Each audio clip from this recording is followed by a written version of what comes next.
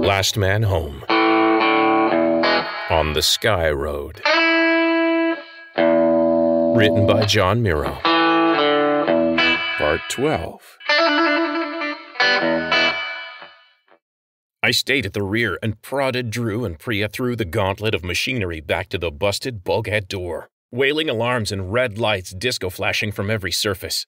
Reactor containment failure imminent. Emergency measures required. Reactor containment failure imminent. We get it. God, shut up! Priya shouted and skidded to a stop just outside the open bulkhead door. Somewhere a computer recognized her voice and the sirens and messages cut off.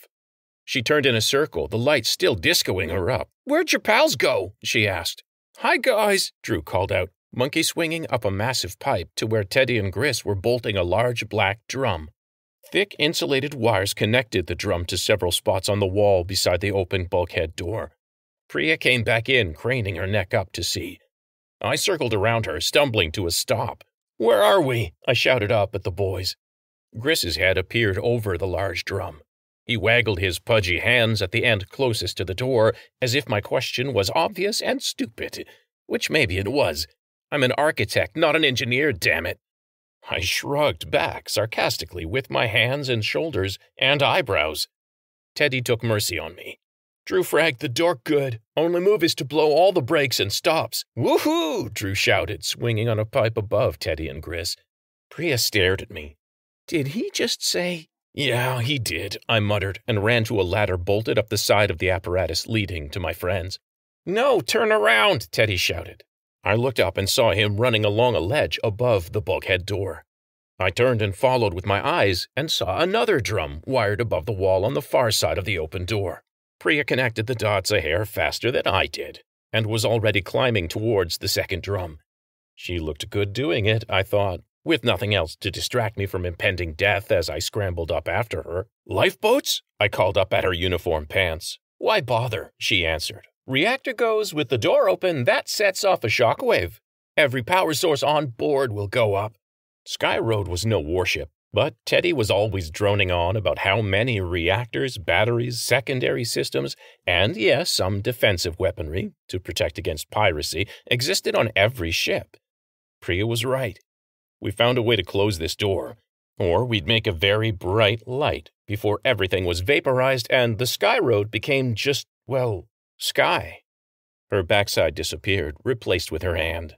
I grasped it, and Priya hauled me up the last half-meter and onto the platform where Teddy was connecting another cable. Priya was on her knees, tracing the thick wires leading into the drum and muttering to herself. I tracked the wires back the way Teddy had come. They strung into putty and hastily screwed clamps that matched up with the yellow marks on the walls. On a warship, there wouldn't be any yellow warning labels, but there also wouldn't be any walls. I knew the walls housed massive gears and heavy-duty clamps to keep the door in place. All wired to the consoles Drew had done a top-notch job of destroying in his haste to escape. This side's ready, Gris bleated over to Teddy. Here's a tip for next time you try to space yourself, he yelled upwards then towards Drew. Airlocks are on the outside of a ship, not in its guts. Drew dropped onto the platform beside Gris and drew himself up to full height. Won't be a next. I promised Sarge. All Gris's anger disappeared, and his little hand patted one of Drew's tentacles.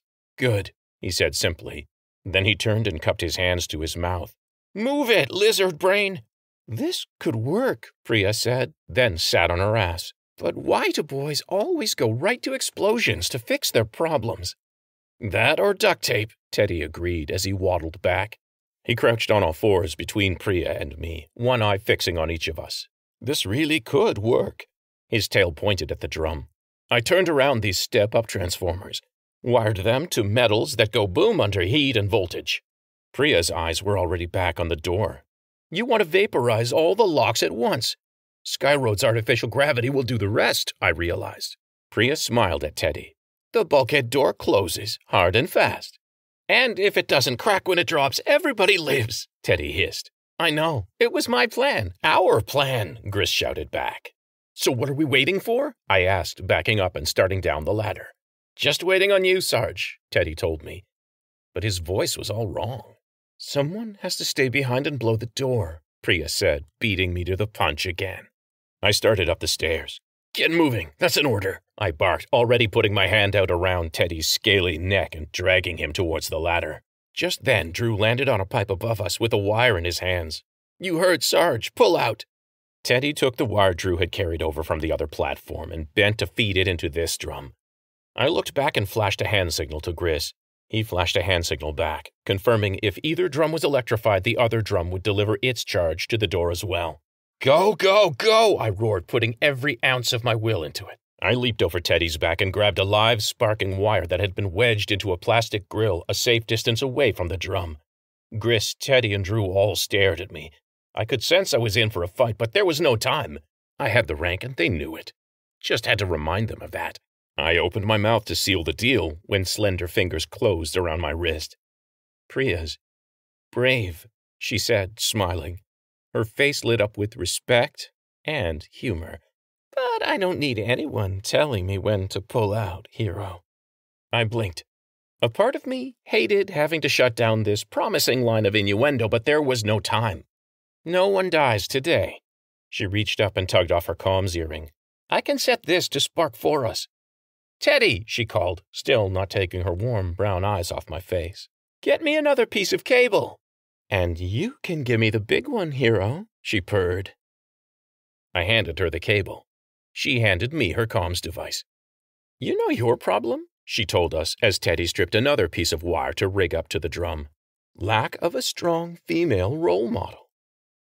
We all held our breath as Teddy and Priya connected the new wire to her inactive comms. Then we jumped off the platform. I heard Gris yell as Drew wrapped him in tentacles and leaped through the door. A second later, Priya and I were through. Teddy's nails screeched on the deck as he spun through the door and slapped open the ship's intercom mounted next to the door control panel. Miraculously, it connected. "Priority, connect to Officer Whitaker," Priya shouted. Searing white light overwhelmed my eyes as her comms device activated. The lightning hadn't faded when the thunder of explosions slammed me to the floor. I tumbled end over end like a rag doll, only stopping when I hit something hard. I saw stars. Then I saw the bulkhead door slam into place. The ground roared under me.